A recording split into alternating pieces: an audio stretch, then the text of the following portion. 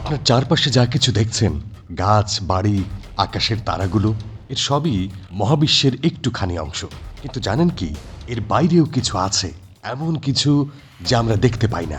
একে বলে black matter বা অদৃশ্য পদার্থ। ব্ল্যাক ম্যাটার আসলে কি?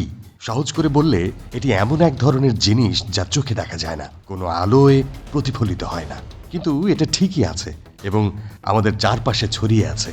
এই ব্ল্যাক ম্যাটার মহাবিশ্বকে ধরে রেখেছে। কিভাবে জানলাম ব্ল্যাক ম্যাটারের কথা? অনেক বিজ্ঞানী মহাবিশ্বের গ্যালাক্সিগুলো দেখে বুঝলেন তাদের ঘূর্ণনের গতি অনেক বেশি।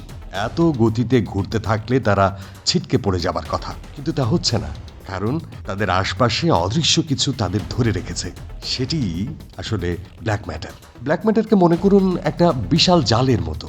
এই জালের উপরে তারাগুলো, গ্যালাক্সিগুলো বসে আছে। এই জাল না থাকলে সব কিছু ছিটকে পড়তো। তাই বলা হয় ব্ল্যাক ম্যাটার মহাবিশ্বের এক অদৃশ্য নায়ক। তাহলে ব্ল্যাক ম্যাটার কি দিয়ে তৈরি? সেটা আসলে এখনো কেউ জানে না।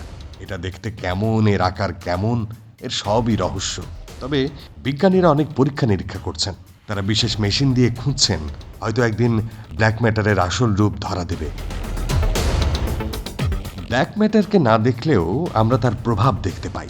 গ্যালাক্সির গঠন, তারাদের আচরণ, এ সবই ব্ল্যাক ম্যাটারের কারণে হয়। এটা যেন একটা অদৃশ্য হাত যা মহাবিশ্বকে ঠিকভাবে চালায়।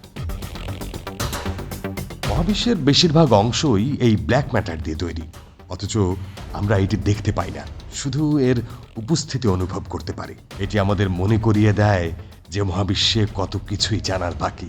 ব্ল্যাক ম্যাটার, এই অদৃশ্য নায়ক, আমাদের শেখায় যে চোখে যা দেখি তার বাইরেও আরো অনেক কিছু রয়েছে।